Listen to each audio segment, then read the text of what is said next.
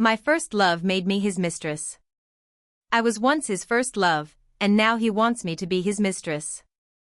I feel no love for Victor, only a deep, bone-deep hatred. In the hotel bathroom, warm water sprays from the showerhead onto my naked body, tracing from my slender neck down to my rising chest. As the streams of water glide over my flat stomach, I recall those days once again. It's as if that intense pain has returned to my body. The baby boy formed in the restaurant's restroom urinal has become an eternal wound in my heart. Victor is waiting for me just outside, separated by a single door. My heart is pounding so hard it feels like it will burst from my chest. After finishing my shower, I don't rush out. The shower is still running, water pouring out in a steady stream. Wrapped in a bathrobe, I stand by the door, trying to calm my racing emotions. Suddenly, the bathroom door was slammed repeatedly, the sound sharp and urgent. The corners of my mouth trembled slightly. I knew Grace had come to catch us in the act. I knew who had spilled the secret. It was my best friend Helen. I had only confided in her about this. I opened the door with a calm expression and stepped out of the bathroom. I knew what fate awaited a mistress like me, and at this moment, I was ready to face the storm. "It's you." Grace's eyes widened as she stared at me, flames of anger burning fiercely within them. It seemed Helen had only told Grace to come catch the affair but hadn't revealed who the adulteress was. She grabbed my bathrobe with surprising strength. I hurriedly shielded myself with both hands. Victor, also in a robe, kept his head down, looking too afraid to come near. I was used to this by now. He was always all talk and no action. I suddenly didn't know how to respond, so I mimicked the tone of a mistress from a TV show. Looking at Grace with a disdainful expression, I said, "It was your husband who invited me here." Grace shouted at me angrily, "If he tells you to come, you come. If he tells you to die, why don't you just die?" I continued to provoke her, chuckling softly, "He loves me, how could he bear to see me die? You really have no shame." With that, she raised her hand and delivered a sharp slap that landed squarely on my face. It hurt, but compared to the pain in my heart, it was nothing. Instinctively, I raised my hand, but looking at her face flushed red with anger, a sudden pang of pity arose within me, and I slowly lowered my hand. Grace pulled me toward the door, nearly tearing the robe off me. Victor followed behind her like a child caught doing something wrong, silent. Grace shouted domineeringly, "How many times now? How many times have you two booked a room?" Victor finally spoke up, "The first time, we didn't do anything, and then you showed up." I smiled, "Do you believe that? We've been together for a while." "Don't believe her, Lori, please don't get me into trouble." By the time he said this, we were already outside the hotel. Grace was furious, grinding her teeth as she said, "You're really something, I call you crazy, crazy." She shouted as she wildly yanked at my hair, her slaps landing one after another on my head.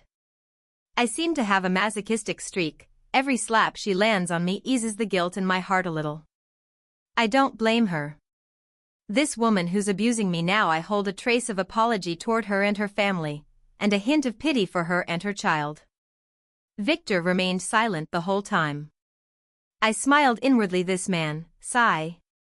Grace grabbed me at the hotel entrance, shouting and yelling. She wore a short black down jacket, the sleeves pushed up high from the struggle. "Everyone, come see. This woman is a shameless homewrecker." Passers-by stopped one after another, drawn to the commotion. They all cast disdainful glances at me in unison, and I stared blankly at everything unfolding before me. In the biting cold wind, I stood like a statue, expressionless and stiff, letting Grace hit and scold me. I stumbled and fell to the ground, my knees scraping against the cold green marble floor. Everyone was eagerly watching the drama of the wife beating the mistress. I was anxious inside, thinking, could it be that if I get beaten up, the matter would just end there? Since Victor isn't protecting me, maybe Grace would forgive him. Suddenly, I stood up and hid behind Victor. "Victor said he loves me, he will divorce you, there's no feeling left between you two." Grace glared at Victor fiercely, her eyes bloodshot with rage. She suddenly lunged at Victor, her clenched fists like two drumsticks, pounding heavily on Victor's back with a steady, thunderous beat. Victor bent over, hands clutching his head, putting on a pitiful, begging for mercy act. His face was hidden behind his arms, the painful expression flickering in and out with the movement of his arms. I drew the fire away, and while Grace was busy dealing with Victor, I quietly slipped away. Behind me, a woman, meddling as usual, shouted, "Hey, hey!" The mistress ran away. On a cold winter day, wrapped in a bath towel, I shivered as I walked down the street, ignoring the strange looks from passers-by. My mind was elsewhere. I felt a dull pain around my right knee and stopped. Looking down, I saw a red patch on my knee, with a broken spot in the center. On the white skin, red blood spots were scattered, and next to the wound, the thin skin curled slightly at the edges. When I looked up again, I happened to see a taxi. I waved it down. Sitting inside, recalling everything that had happened along the way, I suddenly felt a rush of satisfaction, as if a great grudge had been avenged. I couldn't help but laugh, then uncontrollably burst into tears. That night, I received a call from Helen. Things went smoothly. Grace said she wants to divorce Victor. She wants the child, the house, and the money she's going to make Victor leave with nothing. Hearing her say that, I felt an unprecedented sense of relief. That incident back then could have been left behind in confusion, with only me getting hurt. But as the mysterious veil covering the truth was lifted little by little, my resentment only grew stronger. After breaking up with Victor, we hadn't been in contact for 10 years. The next time I saw Victor was in the park of our small town. Victor was walking toward me holding the hand of a 10-year-old boy. The child had a big head, round face, and big eyes, none of which resembled him. Of course, the boy looked more like his mother. If my child were still alive, he should be older than that boy. Seeing Victor again made me sad, not because I couldn't let go of my feelings for him, but because I couldn't let go of my resentment toward him. I was about to turn 30, an age when I should have a happy marriage and adorable children, but all of that had become a luxury beyond my reach. He imitated the tender male leads from TV, said, "Long time no see," and flashed a faint smile. I gasped sharply, my heart tightening involuntarily, and the smile at the corner of his mouth stabbed my eyes painfully. I couldn't bring myself to smile back. I had once thought that if I ever saw him again, I would scold him harshly or slap him to vent the anger inside me. But now, I had changed my mind. I just wanted to stay as far away from him as possible. I cast him a cold, sharp glance, pretending to be calm as I walked past him. My foot caught on a protruding stone, and I stumbled, nearly falling. He wore a panicked expression and said in a worried tone, "Are you okay? Still so careless." As he spoke, he reached out to help me. A sudden wave of disgust rose up, and instinctively, I dodged his hand. The little boy said in a clear, crisp voice, "Dad, what are you doing? Mom will get angry if she sees." Victor frowned slightly, a bit nervous. "Don't tell her. When we get home, I'll buy you an Ultraman." The child nodded with a smile. Victor looked at the little boy and said, "Go play over there for a while." The chubby child nodded, hugged his skateboard, and ran to the empty space nearby. At that moment, Victor fixed his gaze on my face. "You've become prettier." He smiled and continued, "Actually, you're even more beautiful now." He was still as slick-tongued as ever. I used to like his sweet talk, even believing those words came straight from his heart. I glanced at him from the corner of my eye. The corners of his mouth tilted slightly, and from his half-closed eyes, a beam of light shot out, landing on me, making me very uncomfortable, feeling like a piece of rotten meat being targeted by flies. Suddenly, he reached out and grabbed my arm. "Let's go sit over there." I jerked my arm free with force, shot him a disdainful glance, and said in a cold, decisive tone, "Don't touch me." His expression darkened slightly, and he said seriously, "What happened back then was my fault. I want to make it up to you." No matter how tender and sincere he sounded, I could see through his act. Ha! Do you think you can make it up? I sneered coldly. I didn't want to curse him, it felt like a waste of breath. Nor did I want to hit him, I was afraid of dirtying my hands. I despised the person in front of me, both physically and mentally. He looked at me. Tell me, what do you want? I want you to die. I replied without hesitation. He smiled, if I die, there will be no one else in the world who loves you as much as I do. I bent over, turned my face to the side, and suddenly started to vomit. I swear it wasn't intentional, it was purely a physical reaction. At that moment, the sound of a little boy crying came from nearby. I looked toward the sound and saw the boy lying on the ground. I could tell he looked a bit anxious, but then he suddenly pulled out his phone and said, "Leave me your number, so we can get in touch if anything comes up." I thought for a moment and decided to give him my number, thinking, after all, it was you who wanted to mess with me. Back home, lying in bed, my mind was a mess. Those painful memories from the past crashed over me like waves, threatening to swallow me whole. If only I had loved myself a little more back then, would things have turned out differently? I did make mistakes, but this punishment feels far too harsh. Doesn't Victor bear any blame at all? Why is he able to live his life just fine? I still don't understand why fate is so unfair. I soon received a text from Victor. He said he still loved me and wanted to start over.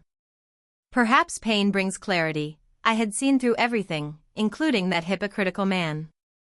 Whether he loved me or not no longer mattered to me. Without a second thought, I rejected him. I knew that even if I agreed, it would have nothing to do with love. I was still too kind to him, my biggest flaw is my soft heart. Now, I felt more disgust than hatred toward him. I never thought about revenge, even though he had moved on to someone new after I had a miscarriage. Victor was my first love. Back then, we were 13 or 14, just awakening to feelings. He said he liked me, but I was too young to agree to be with him. Later, he pursued me again, and at 16, we officially started dating. He only finished elementary school and then dropped out. His family owned 4 semi-trucks, making them one of the wealthiest in our town. Being with him wasn't because of his family's status. At first, I didn't have deep feelings for him, it was just that he was the first boy to pursue me. When you're so young, it's hard to have profound emotions. At that time, both our parents tacitly approved. He drove, and I followed in the car. Those 2 years, we were almost inseparable, always clinging to each other. Back then, I was wholeheartedly determined to be with him. That time, we tasted the forbidden fruit in the car. I was scared and kept refusing, but he kept pleading. I had no choice but to give in. When I was 18, and Victor and I had been engaged for a year, I found out I was pregnant. At that time, I still didn't realize the seriousness of the situation. I thought simply, if I get pregnant, we'll just get married. I think Victor thought the same way at first. What no one expected was that Victor's father arranged another marriage for him. It was Grace, my elementary school classmate. She had short hair all year round, a round face, big round eyes, thin lips with the corners slightly downturned, and she was about the same height as me. Even though my relationship with Victor was very stable, and I was carrying his child, I didn't understand why his father would do such a thing. When I found out, I had a huge fight with Victor. From him, I learned that his father looked down on me for being pregnant before marriage and called me an unchaste girl. But the child is yours, you know I've only ever been with you. I know, but my dad doesn't. I told him, but he won't listen. Afterwards, he solemnly promised me that he would only love me in this lifetime. He said he wouldn't obey his parents' arrangements and even said that if things really got bad, he would elope with me. I believed him, always thinking that even a fierce tiger wouldn't eat its own cub. I was carrying his child, he wouldn't heartlessly abandon us. I thought his father must have been momentarily confused. Old people usually love children, so he probably wouldn't cruelly tear us apart. Even if he didn't want me as a daughter-in-law, maybe for the sake of the child, he would agree. I always held on to a sliver of hope in my heart. That day, we were eating at a restaurant in town. When I arrived, he had already ordered the dishes and even got a bottle of orange juice, thoughtfully pouring a glass for me. It was winter, and I felt the orange juice was too cold. I was afraid it would upset my stomach. Besides, I was pregnant then, so I dared not drink anything carelessly. Seeing that I wasn't drinking, he asked the waiter to bring a bowl, placed the glass of orange juice inside it, and warmed it up for me. At that moment, I was deeply touched, feeling that he was really kind to me. Actually, I didn't have to drink the juice, but since he had gone to such trouble to warm it, not drinking it felt like betraying his heartfelt effort. So, I picked up the glass and finished the orange juice in one gulp. Soon, I started feeling stomach pain and ran to the restroom. The restaurant's restroom had squat toilets, and I squatted there for a long time, struggling with constipation as if I had been going on forever. My lower abdomen ached so badly that I was breaking out in cold sweat all over. Then, I felt something slide down from my abdomen. I had lost my child into the toilet bowl. It was a fully formed boy, looking like a little mouse. My mind was buzzing, and tears streamed down my face as I came out of the restroom. Staring blankly at Victor, I said, our child is gone." When I stood in front of Victor, crying my heart out, I felt my pants were wet and sticky. When I touched them, it was all blood. Looking down again, half of my pant leg was soaked. I didn't care about Victor's expression. I was both heartbroken and scared, crying until I fainted. When I woke up, I was already in the hospital. Only my mom was by my side then.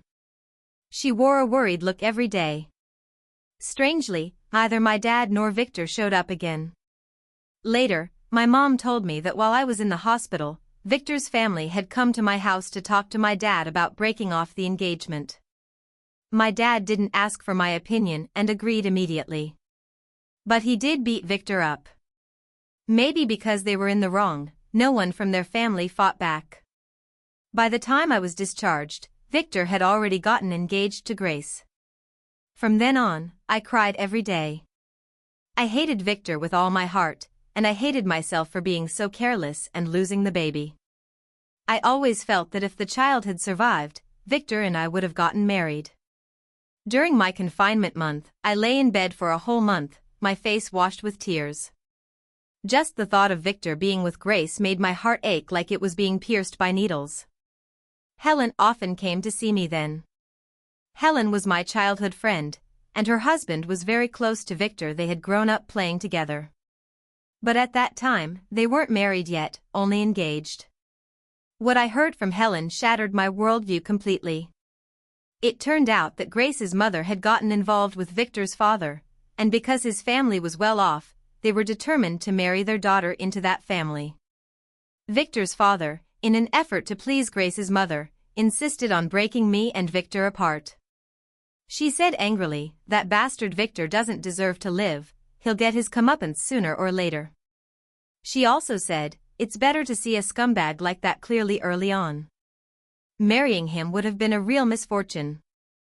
I had the strange feeling that she seemed to hate Victor even more than I did. I said nothing, unsure why Helen kept calling Victor a scumbag. I always felt he was forced into a corner, though I didn't defend him either.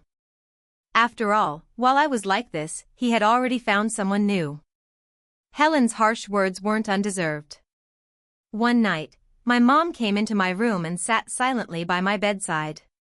By then, I had already gotten up from my confinement. I'm generally an optimistic person, not one to dwell on things. "I know what you want to say. Don't worry, I'm fine. The world isn't just about Victor. Besides, I'm no worse than anyone else. I'll find someone richer and more handsome than him, just to spite their family." As I spoke, my mom's expression grew darker. "There's something I've been thinking about for a long time, and I have to tell you." At that moment, I already had a bad feeling. My mother wiped her tears and said, "It was when you had that heavy bleeding last time and were rushed to the hospital. The doctor said you might never be able to have children." After saying this, she couldn't help but curse, "That damn Victor. He's ruined your whole life. When I heard the news, it felt like the sky was falling. For a woman, especially in the countryside, if she can't have children, can she still be considered a woman? I buried my head in the quilt. I had tried to come to terms with things before, but this news seemed to block every path ahead of me. At that moment, I had only one thought: God must be trying to drive me to death. During that time, I really thought about ending it all. Walking on the bridge, I would think, maybe I should just jump. After all, living felt worthless, and dying might even save some grain. Sometimes, when I see the dichlorvos left in the bathroom, I think maybe I shouldn't drink it after all. But the smell is so strong, maybe if I mix it with some drink, it would be easier to swallow. Seeing the gas cylinder in the kitchen, I would also sit there blankly, thinking that I've heard gas poisoning can kill people too. I started to hate Victor from the bottom of my heart. If it weren't for him, I wouldn't be in such a miserable state, yet he's married to Grace. I stayed home resting for another month, then found a job at a restaurant in the city. They provided food and lodging, so I rarely went back home. I worked there for several years straight. Helen came to find me again, about a week after I ran into Victor in the park. We sat and talked, and I suddenly asked her, "You seem to really hate Victor?" "That kind of scumbag, isn't it normal for me to hate him?" she replied. I asked Helen, "Are you hiding something from me?" Helen said, "Victor is much worse than you think." I hurriedly said, "Tell me everything you know." Helen hesitated, remaining silent for a long time before speaking. "What happened to that child of yours back then?" "Didn't I already tell you?" "At the restaurant, I went to the bathroom and then lost it." She sneered coldly, "Ha! It was Victor who slipped abortion pills into your drink." I looked at Helen in shock, shaking my head repeatedly. "No way, impossible, impossible. Victor is bad, but I never believed he could be this bad." "What's impossible?" "He said it himself. Didn't you see that smug look on his face? Just hearing it makes me furious. He actually did something like that, and he's proud of it less than an animal." I could no longer hold back the anger inside me. It felt like a fire was burning in my chest. Suddenly, I stood up and grabbed a pair of scissors. Helen was terrified. "What are you doing? Don't do something stupid." I think my eyes were vacant then, repeating over and over, "I'm going to kill him." "Lori, what's wrong with you? Don't scare me like that." Helen grabbed my arm, her voice trembling with tears. "If you kill him, will you still be alive? Is he worth it, that worthless man?" Helen's words jolted me awake. Yes. Although I'm just a worthless life, the thought of meeting him again on the road to the underworld after death suddenly made me realize something. "You make sense, Helen. You're smart. Help me think of a way to get this revenge." I put down the scissors in my hand and looked at Helen with full expectation. Helen was silent for a moment, then suddenly looked at me and said, "I've thought of an idea. I don't know if it will work, but it's definitely much better than you killing him with scissors."